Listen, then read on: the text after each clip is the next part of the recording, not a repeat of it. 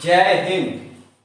आप सभी को क्लास 7 के एनसीईआरटी सीरीज में स्वागत है। हम लोग इसका पार्ट 1 वीडियो बना चुके हैं। आप इसका चाहते हैं तो प्ले लिस्ट में इसका दिया गया है, बाय लिंक से आप देख सकते हैं। तो अगर आप सर्च मारना चाहते हैं तो आप प्ले लिस्ट में इसका दिया गया है। तो दिल्ली सल्तनत कल हम पढ़ा चुके थे। आज मोस्ट इम्पॉर्टेंट थ्योरी को देखेंगे कि इसमें कौन कौन सी ऑब्जेक्टिव बन सकता है। तो सारे प्रतियोगिता एग्जाम के लिए मोस्ट इम्पॉर्टेंट होती है और इसको देखिए किस तरह से पॉइंट को हम लोग सीख सकते हैं।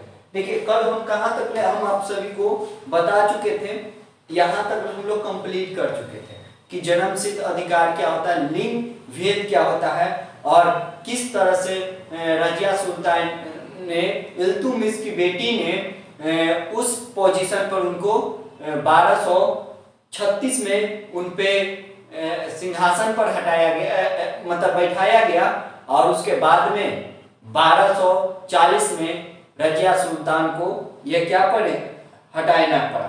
तो रजिया सुल्तान ये कौन सी व्यक्ति और किस आधार पर हमें पॉइंट को भी आज देखेंगे कि किस किस का। देखिएगा यहाँ पर बेटी रजिया सिंहासन पर बैठी और देखिए दोस्तों कि हमारे पास में आज यहाँ पर मेन पॉइंट को समझना है कि देखिए भीतरी प्रदेश, यानी भीतरी प्रदेश का मतलब क्या होगा कि किसी भी शहर या बंदरगाह के आसपास के इलाका को, उस शहर को, वस्तु को पूर्ति करता है, उसे क्या कहते हैं, यह कहते हैं। जैसे मतलब किसी भी शहर के उसके आसपास, यानी आपको क्या होगा कि किसी भी शहर के उसकी जो भी भीतरी सीमा होगा, जैसे उसके किलाबंदी क्या होगा, सारे शहर में आपूर्ति होगा, तो उस चीज को कोडिफाइड को हम कोची कहते हैं, भीतरी शहर। मोस्ट इंपॉर्टेंट ये क्वेश्चन होती है, ये दिल्ली सल्तनत के लिए समझो। दिल्ली सल्तनत, दिल्ली सल्तनत के लिए पूछेगा कि शब्द इसका अर्थ क्या होता है, गैरिसन का अर्थ क्या होता है। तो आपको क्या होगा, यह किलाबंदी से संबंधित है। देखिए यहां पर मैं आपके पास में दोस्तों यह किलाबंदी बसाओ जहां पर में सैनिक रहते थे, यानी दिल्ली सल्तनत के जो भी होगा उस पॉइंट को क्या कहते हैं, दिल्ली सल्तनत को सैनिक के रूप में। गैरिसन का अर्थ क्या होता है, जो दिल्ली सल्तनत में जो सैनिक के रूप में बसा हुआ रहता था उसे क्या कहते थे,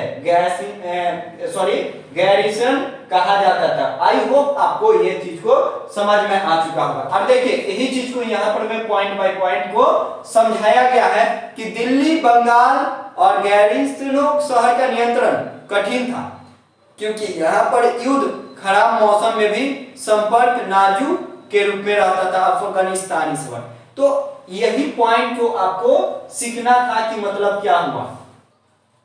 अब देखेंगे दोस्तों यहाँ पर एक आपके पास में पॉइंट है जो आपके पास में दिख रहा होगा, पेज नंबर 36 के पास में आपके पास में यहाँ पे कि 12वीं सदी में आखिर दशक में कुब्बल से पूछ सकता है प्रश्न कि 12वीं सदी में क्या था, ये अली इस्लाम मस्जिद तथा उनकी मीनार जमा मस्जिद दिल्ली सुल्तान द्वारा बनाई गई थी और शहर में इतिहास के रूप में दिल्ली एक पुराना शहर कहा जाता। तो आई होप इसको आपको याद रखना पड़ेगा और इसके नीचे वाला भी आप देख सकते हैं।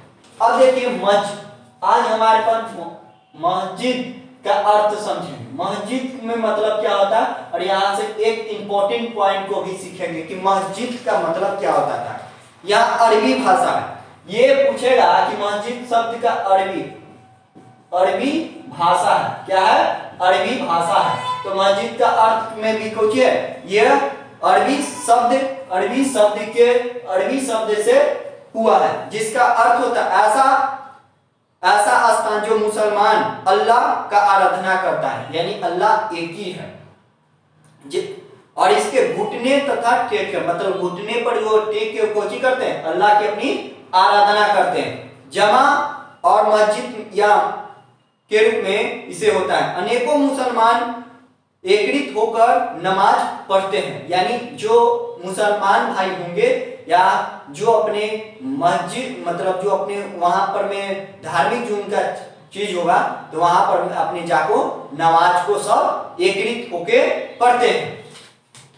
चूंकि इसका रस्म में सारे सबसे अधिक सम्मानित विद्वान पुरुष इमाम का नेता होता है और इसे चुना जाता है, और इसके लिए इमाम का शुक्रवार का नमाज के दौरान में इसको भी देखा जाता है। और यह मुसलमान मक्का की तरफ मुंह मतलब मक्का की तरफ मुंह खड़े कर उसके पश्चिमी की अपनी बातों को होता है। तो आई होप, और यहाँ पर मोस्ट इंपोर्टेंट जो आपको सीखनी चाहिए था कि मक्का की और दिशा जो कोची होता है कीवाल कहते हैं, कीवाल।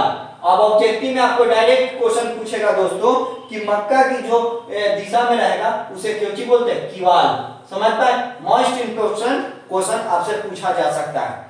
अब देखिए यहां पर में दिल्ली सुल्तानों उपमहाद्वीप अनेकों शहर में मस्जिद बनाई गई है। मुसलमान इस्लाम का संरक्षण के रूप में सम्मान आचरण सहित आस्था पालन श्रद्धालुओं को परंपरागत के रूप में जोड़े गए। और यही पॉइंट को आपको पेज नंबर 37 में आपको देखनी है।